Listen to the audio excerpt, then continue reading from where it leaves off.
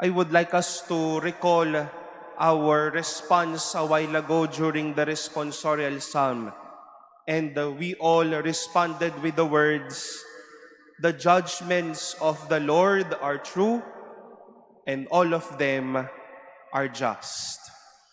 Matuwid ang kahatulan ng Panginoon para sa tanan. And we might be asking, how can we feel or how can we hear again the judgments of the Lord?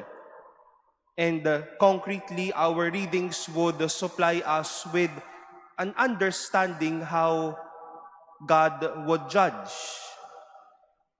Through the prophet Amos, God judged Amaziah by ridiculing him and by giving him some unfavorable and some circumstances that would not really be out of the plans of Amaziah.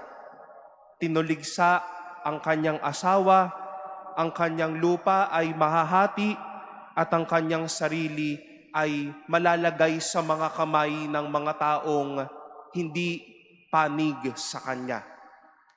And on the one hand, Jesus judged the appearance of this paralytic by granting him that grace to be healed again, that grace to rise up again. And from this, my dear brothers and sisters, we can see that God's judgments may be for humanity favorable and sometimes unfavorable. Nais natin at madalas mga bagay na hindi natin katanggap-tanggap. But as we have all shared a while ago, all of them are just. And this is one thing that we all need to be aware of as we continue our Christian life.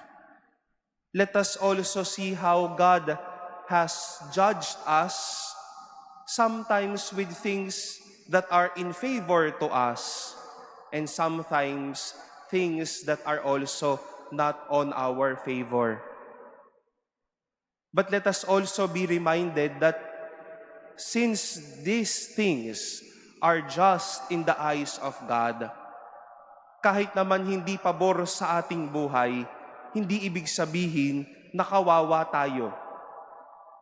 Kahit ba hindi tayo napakinggan, hindi tayo napabigyan, hindi naipasa kamay ang mga hinihingi natin, hindi ibig sabihin na kawawa tayo. On the one hand, it is not only in good times or in favorable times that God is so just to us. Because, my dear brothers and sisters, He is not only just in graceful moments, but also in moments we all need to learn. God would sometimes give favorable and unfavorable judgments on our part so that we can express and experience how good He is, and on our part so that we can know what is best for our life.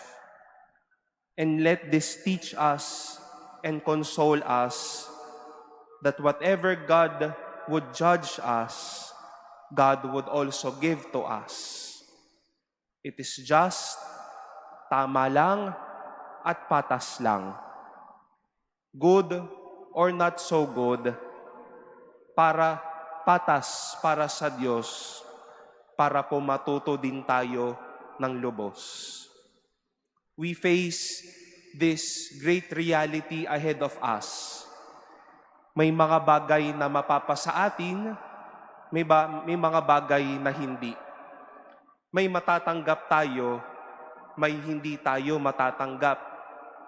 May maganda tayong matatanggap, may hindi din tayo matatanggap. Not only for us to experience gracefulness, but also for us to experience being corrected in this life and also being taught by the love of God in our lives.